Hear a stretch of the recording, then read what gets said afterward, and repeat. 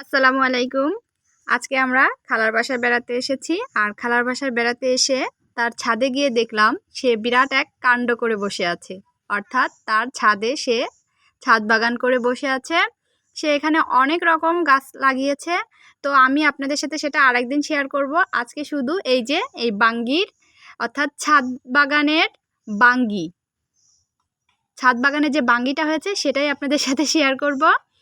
এই যে দেখুন, মাশাল্লাহ আমাদের দেখে ওরা বাঙ্গিটা কাটছে। একটাই বাঙ্গি হয়েছিল, আর আমাদেরও ভাগ্য ভালো যে বাঙ্গিটা পেকে গিয়েছে। মাশাল্লাহ দেখুন, এই যে বাঙ্গিটা ফেটে গেছে। আর ফাটা বাঙ্গির স্বাদ কিন্তু অন্যরকমই হয়।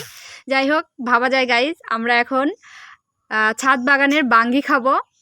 তো বাঙ্গিটা কাটার সাথে সাথে যে এত সুন্দর একটা ঘ্রাণ বের হয়েছে, এটা আসলে মুখে বলে বোঝানো যাবে না।